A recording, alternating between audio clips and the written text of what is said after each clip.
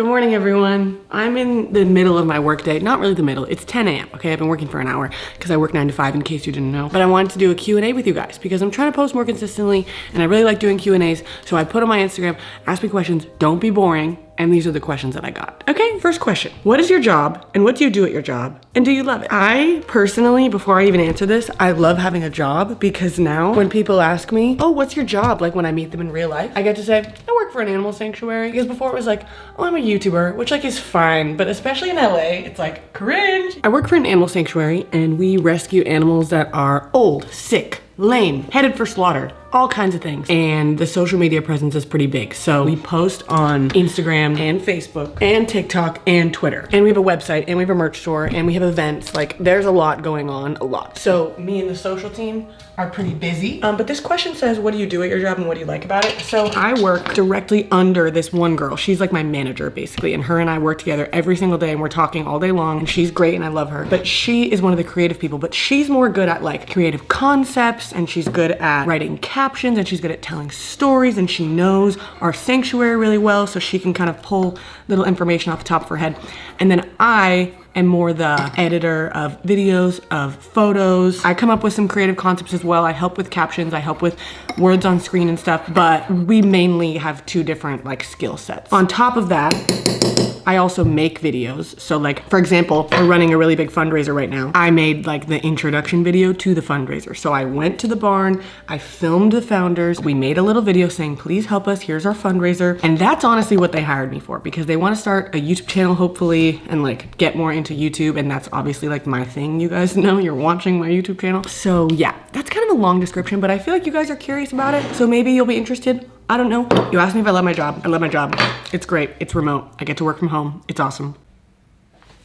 Oh, I didn't even see you there. I've just been working my big girl job. It is now 1 p.m. It's been a few hours and I thought I would answer some more questions here at my little work desk. Is it kind of messy? Yes, but it's cute and it's my little space and I like it, okay? Someone said, are you still religious?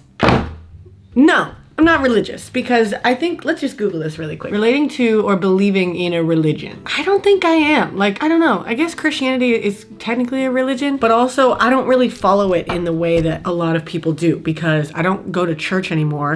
And I'm not like against church, I just don't really go. I would like to go, but I don't. So I guess that makes me not religious. And also I don't like follow the Bible so strictly like some people think you should, or I don't do the religious things because the belief in God is just one thing. Like that's completely separate from religion. And you can believe in whatever God you want to without being religious at all. The place that I'm at is I've come to peace with the fact that regardless of how many people make videos about me saying that I'm an idiot, basically like this guy who just made a whole video about me because I like have the beliefs that I do. He's like a super Christian and he went on to just say why I was wrong, which is fine. It's the internet. People can say whatever they want, but it doesn't matter how many people try to tell me that like I'm wrong or that I'm not a real Christian or that I'm going to hell or whatever they say about me. I still don't believe every word of the Bible. I still don't believe it's infallible. I still don't believe it's timeless and can never be taken out of context or that the things can be outdated because there are so many things that I could go on about that just completely prove that wrong. But that's not what this video is about. So I'm gonna keep it brief, but I just believe in God and I believe some things in the Bible. I think it's a good guide. I think it has some good stories and some good wisdom that you can apply to your life, but not like this end all be all because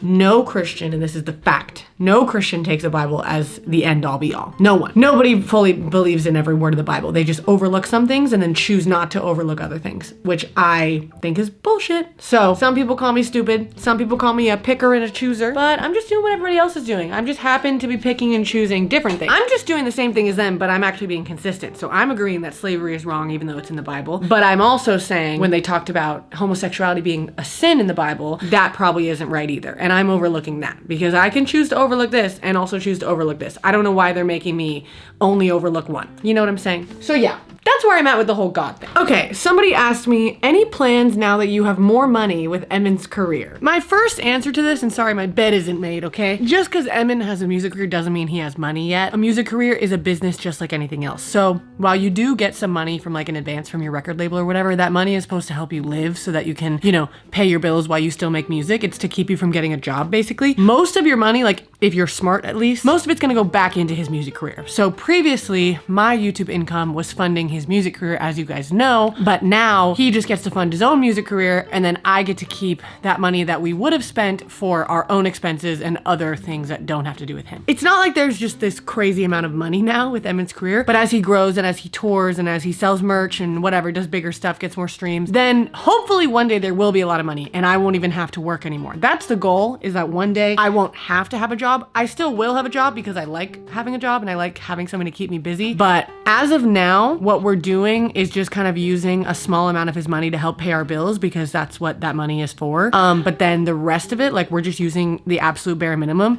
because the rest of it is gonna go back into his music career. So it's kind of just taking some pressure off of me, which is really, really nice. But because now that we have this income coming in from his side, we're trying to become more financially stable, more financially responsible.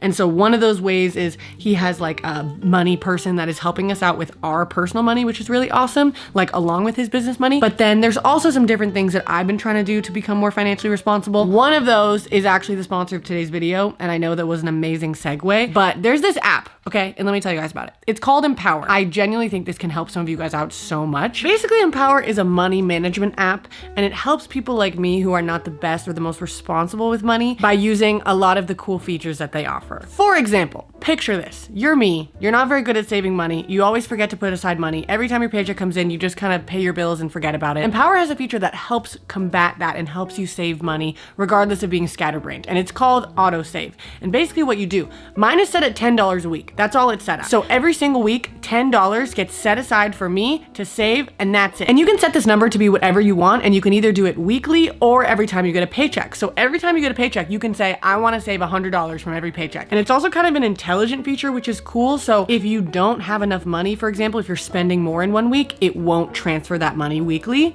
and it will wait to find the best time to set aside that money for you. So it's not gonna, put $100 away if you don't have $100. You can also get a cash advance of up to $250 on your paycheck with Empower. So if you need to stretch your dollars, if you're running low, you need to pay a bill, you just need some money, but your paycheck isn't coming for a couple weeks, they can give you that advance. And there's no interest, there's no late fees, and there's no credit checks. And it's really easy and simple to do. It even automatically repays once your paycheck comes in. So you don't have to forget like, uh-oh, I forgot to pay this back, now I'm in trouble. It will just automatically pull it right out of your next paycheck. And then they actually have a debit card. So it's called the Empower card, and it has a lot of really cool benefits that maybe other debit cards don't. For example, you can get up to 10% cash back on purchases that you're already making on everyday spending, which for me, my other debit card, I think is like 2% cash back or something like that, or 3% at the most. And you can get your paycheck up to 2 days faster with this Empower card. It's a really cool app. It's really helpful. I'm really grateful for it in times like this when I'm trying to get better with my money. So if you guys want to feel more empowered with your money, you can download the Empower app today and check it out and see what I mean. I promise you're gonna like it. Okay, anyway, so those are my plans with money. That's a really long answer to a very short question, but I'm gonna answer one more question and then I'm gonna get back to work because it is now almost the end of my workday and I have a couple hours left to do. Someone said, do you still plan on being a teacher eventually? Because in my past videos, I've talked about how one day I do really want to be a teacher, and I honestly think that it's one of my callings in life. And the answer to this question is yes, eventually. But the thing is, I don't want to be a preschool teacher forever. And like, to be a teacher without a degree, the only thing you can really do is be a preschool teacher. And so I kind of have to get a degree, which takes like 4 years. So I don't really know what I'm going to do. I really like my job. I really like where I'm at right now. And it's going to take me a couple years to even think about being a teacher. So I kind of think that's going to be one of those things that maybe I do when I'm older, when I have kids, maybe when Emin isn't touring as much. Maybe he'll be a stay-at-home dad and I'll be a teacher. I don't know. I always thought it would be really cute actually to like be a teacher and have my kids in my class. I don't know, that would be fun. Okay, I'm gonna get back to work and I'll answer some questions in a minute. Okay, it's 5 p.m. I'm done with work. Emin and I are going out to eat in, I don't know how long, maybe like an hour. So I'm gonna answer another question while I get ready. Somebody said, how do you feel about the roommate phase of a relationship? Which I guess just means like when you're married or when you're dating someone for a long time and you live together and then it feels like you're roommates rather than you're dating or married or whatever. TBH, I think Emin and I have felt this a lot of times. But if I had any tips, I would say there's a certain thing you do in the beginning of relationships when you're like trying to win someone over, you know? Like you're trying to be attractive to them, you're trying not to be like annoying or like gross, or you're doing certain things that you think will make them like you know? And then when you get married or you get in a serious relationship, you don't have to do those things anymore because they already like you. You know what I mean? But if you keep trying to do those things, like, you know, not using the bathroom in front of each other, for example, I think that's a good example. Like, I don't like to pee in front of Emin because I feel like it makes me seem grosser than I am. There's things like that that I think make a person like more human to you. And like, I think that's kind of what takes away the like excitement. I think things like that probably help, but I'm no relationship expert. Hey! I totally didn't forget about this video all day long. I definitely did not shower and get ready and then order sushi and then sit in my house with them and then watch a movie.